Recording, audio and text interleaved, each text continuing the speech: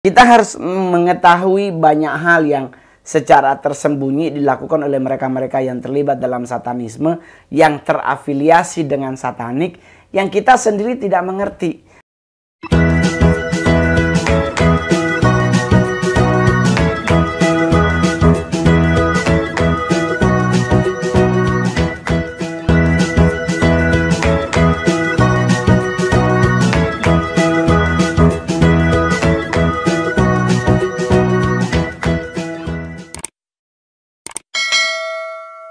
Halo teman-teman semuanya, ketemu lagi di Mongol Stress Channel dan Plus 62 DWI.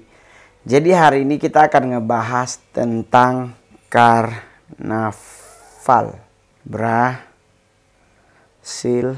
2023 Part 2. Jadi teman-teman semuanya kan udah ngelihat nih kan kasus yang terjadi di Brasil tentang karnaval yang akhirnya dilakukan tanggal 20 dan besoknya itu langsung terjadi bencana alam yang sangat luar biasa di San Paulo. Ya kan, namanya San Paulo. Jadi orang banyak yang nanya, Kak Mongol, indikator terjadinya bencana itu kenapa gitu. Nah, jadi teman-teman semuanya harus ingat baik-baik. Di saat satanik melakukan sebuah karnaval atau kegiatan secara terbuka bahkan tertutup, mereka mengenal yang namanya patok 4 arah. Jadi patok 4 arah mata angin. Pematokan itu adalah maksudnya gini, kalau bahasa kita tuh naikin altar di 4 sudut. Jadi kalau kita contoh, jadi kan kalau matok dia menggunakan sistem utara, barat, timur, selatan. Nah, kalau ini dipatok berarti otomatis mereka mencari di lokasi acara tersebut. Maksudnya kayak di stadion atau di jalanan terbuka. Berarti di mana titik utara, selatan, timur, dan barat itu dihitung dengan cara yang sangat presisi. Jadi di saat altar ini akan naik, 4 area ini akan didata dengan sangat lengkap. Jadi mereka akan melakukan namanya pematokan. Nah, pematokan ini berarti secara spiritual terjadi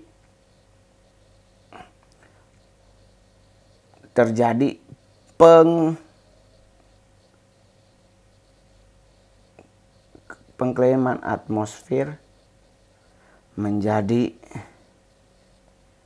punya satanik. Jadi 4 arah yang di atas itu otomatis sudah menjadi area teritorinya satanik. Sepersekian hari itu di saat dilakukan pematokan. Sampai kegiatan acara selesai.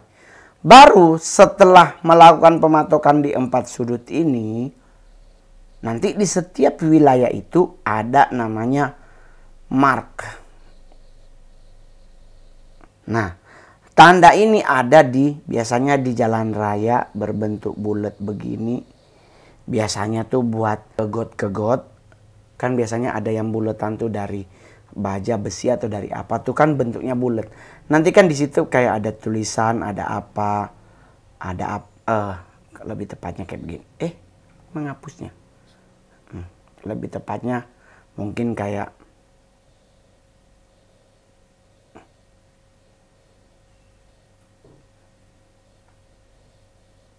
nah, jadi kan pasti ada tulisan apa gitu-gitu.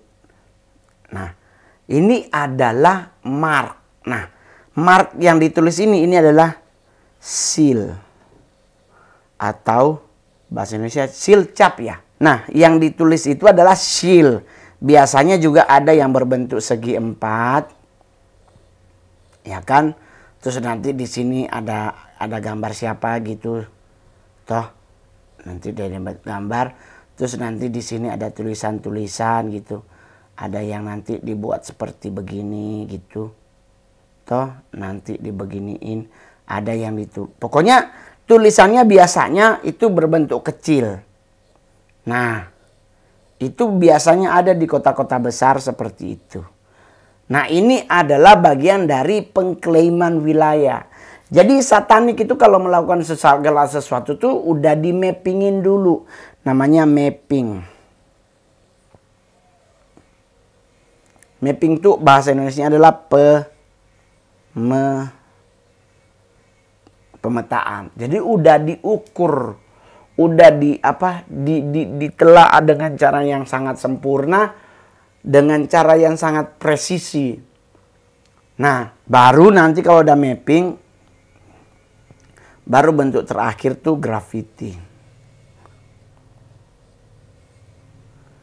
Graffiti itu berarti tulisan atau gambar abstrak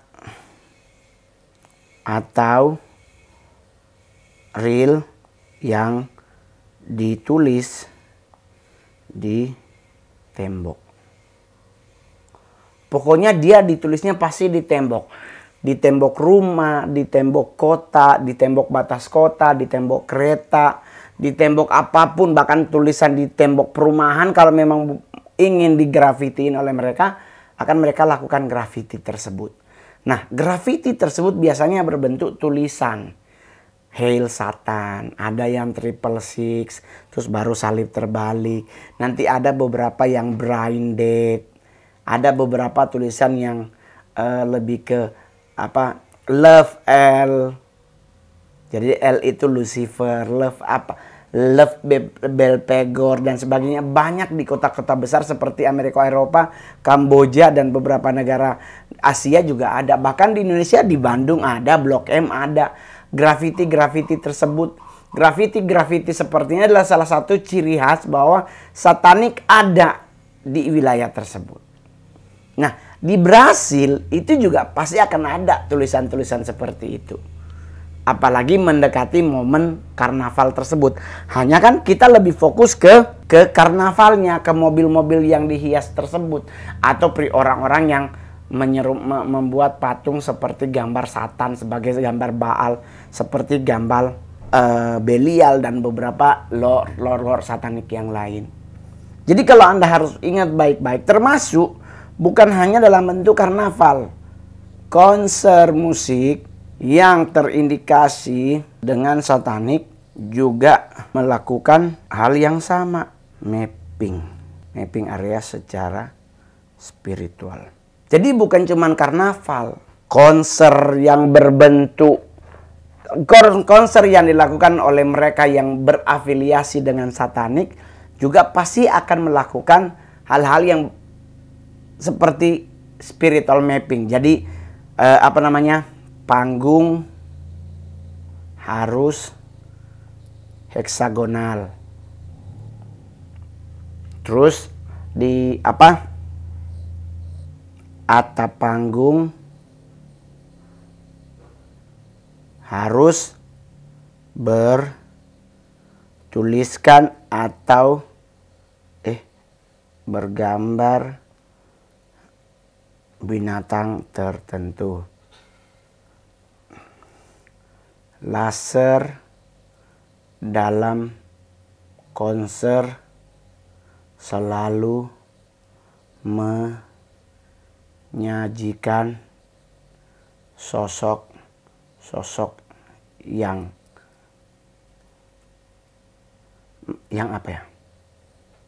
mengarah ke satanik dan cenderung full color. Jadi konsernya itu pasti nggak hanya satu warna, pasti selalu warnanya tuh berwarna. Jadi itu memang sudah ciri khas. Nanti penyanyinya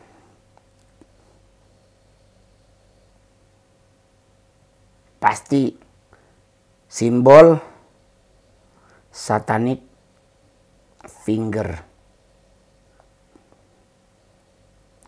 Baju yang bergambar satanik atau karakter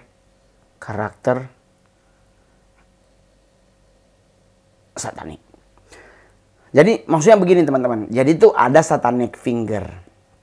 Ada yang kan dulu tuh begini. Ya kan? Begini tuh kan dulu dianggap sebagai lambang satanik. Kalau di Thailand dibilang lambang I love you. Ya kan? I-L-U. Nah, itu di sisi Thailand. Tapi kalau di sisi satanik tuh ada begini, ada begini, ada begini, ada begini. Semuanya tuh menggunakan satanic finger. Ada begini, ditaruh di atas, ditaruh di jidat. Jadi semua dilakukan oleh mereka yang terafiliasi dengan satanik. Bahkan ada yang bilang begini juga termasuk kategori lambang satanik. Benar atau tidaknya, kita sebaiknya jangan cepat mengambil sebuah kesimpulan yang kita belum tahu. Kalau di dunia satanik, kalau seandainya kita ritual, satanic finger begini pasti ada. Pasti ada. Pasti ada begini. Pasti ada. Tapi kalau cuman begini berarti namanya salam jepit jari. Nah ini biasanya dilakukan oleh mereka-mereka yang jomblo. Ya kan? Tapi kalau udah menggunakan jari seperti ini, berarti itu udah masuk kategori anak-anak satanik yang di ritual itu pasti ada begini.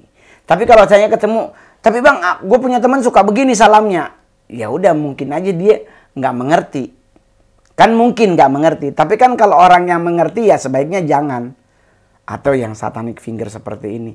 Tapi kalau I-L-U, nah itu nggak apa-apa lah. Tapi kalau langsung begini, nah jadi kita harus mengetahui banyak hal yang secara tersembunyi dilakukan oleh mereka-mereka yang terlibat dalam satanisme, yang terafiliasi dengan satanik, yang kita sendiri tidak mengerti.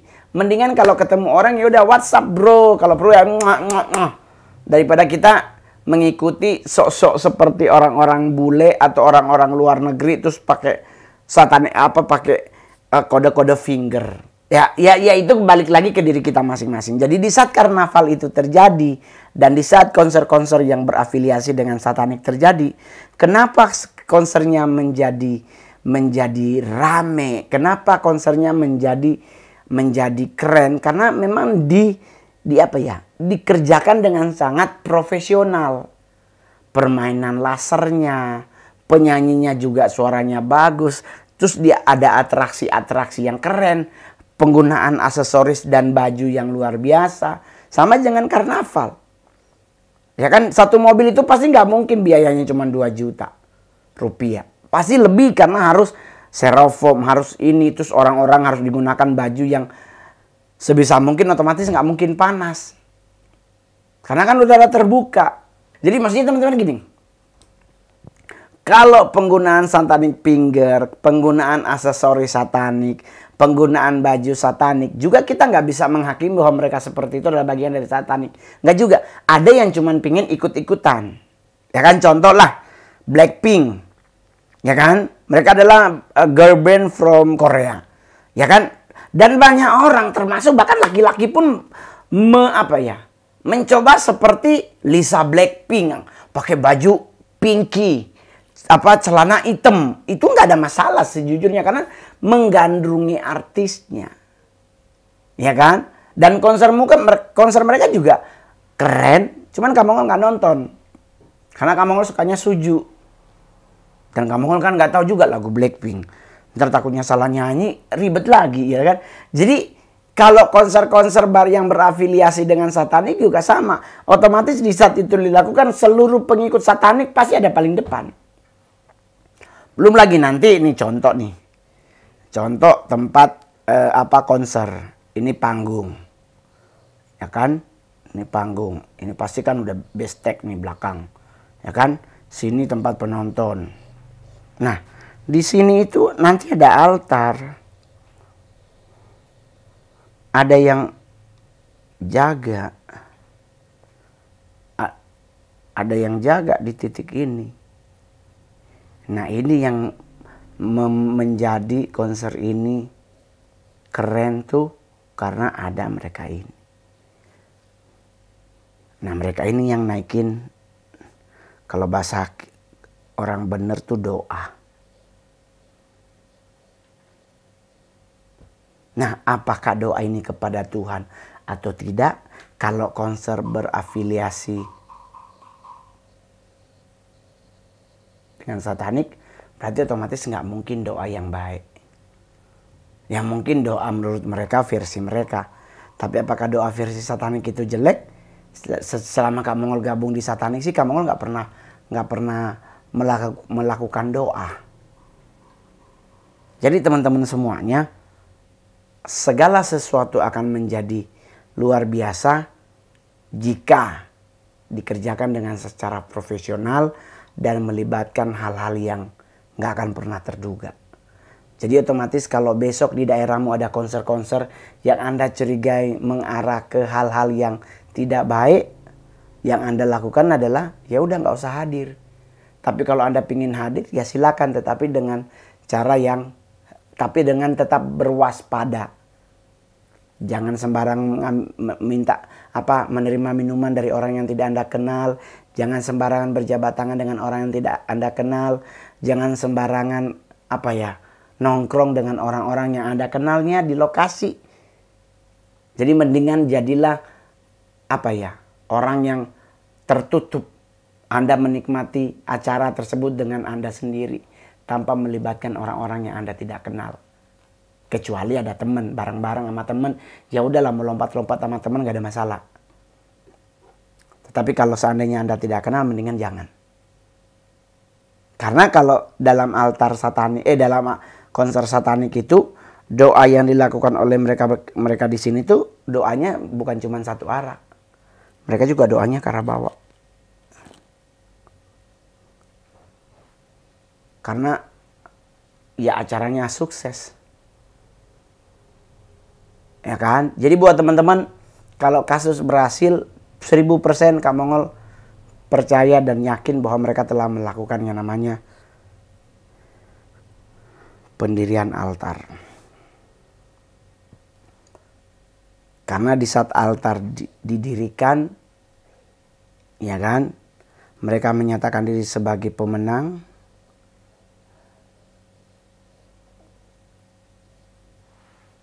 The winners. Tetapi ternyata mereka lupa. Kebesaran Tuhan tidak bisa dibantah. Kekuatan Tuhan tidak bisa diprediksi. Jadi di saat Tuhan murka, semua akan menjadi rusak. Jadi sebaiknya buat teman-teman, ayolah kita cari kegiatan yang lebih positif.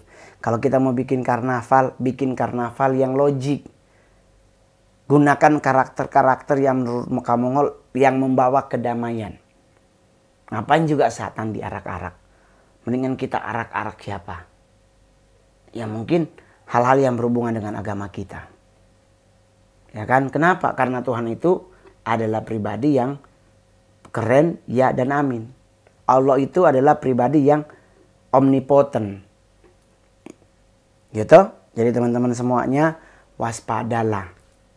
Waspada aja. Karena banyak hal yang tak terduga mulai dan akan segera terjadi. Jangan lupa di like, share, komen, dan subscribe. Kita ketemu di konten selanjutnya. Dadah.